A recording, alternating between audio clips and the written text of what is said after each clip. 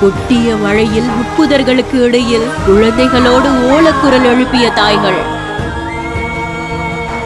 உடையை பிடித்துக்கொண்டு 2 குடும்பங்களை மீட்ட கருணை உள்ளம்.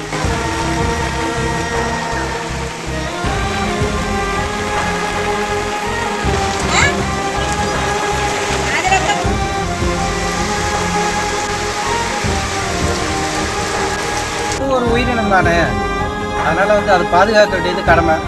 அது யாரும் செய்யறதில்ல. சரி, நம்ம பார்த்துட்டு ஒதுங்கி போக முடியல.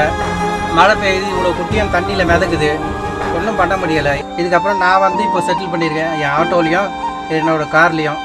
அதுவும் ஒரு உயிர்தானன்னு தன்னுடைய வாகனங்களையே தெருநாய்களுக்கு வீடா மாற்றிய ஆட்டோ ஓட்டுநருக்கு நெட்டிசன்கள் தங்களுடைய பாராட்டுக்களை அள்ளி தெளிச்சிட்டு இருக்காங்க.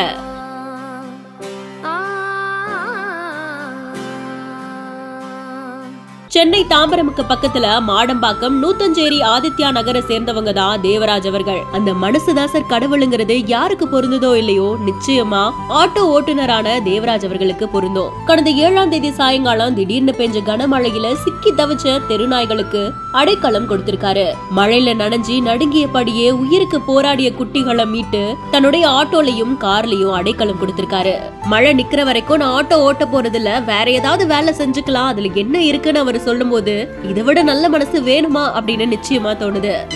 இந்த மழை முடிகிற வரைக்கும் இந்த ஆட்டோல தான் இது இருக்கும். நான் ஆட்டோ விட்டுட்டு வேற வேலைக்கு போவேன், எலக்ட்ரிக்கல் பிளம்பிங் போயிடுவேன், ஒன்றும் பிரச்சனை இல்லை. ஆட்டோ ஓட்டி சம்பாதிச்சு தான் இதை எடுத்து நடு ரோட்ல விட முடியாது. நான் வாயில்லாத ஜீவராசிகளை குழந்தை மாதிரி பாத்துக்கிட்ட தேவராஜ் அவர்கள் இந்த சம்பவம் குறித்து யோசிக்க வேண்டிய பல விஷயங்களை சொல்லியிருக்காரு. இந்த நல்ல உள்ளம் குறித்த உங்களுடைய கருத்துக்களை கமெண்ட் செக்ஷன்ல சொல்லுங்க. மேலும் செய்திகளுக்கு பிஹைண்ட் இட்ஸை ஃபாலோ பண்ணிக்கோங்க.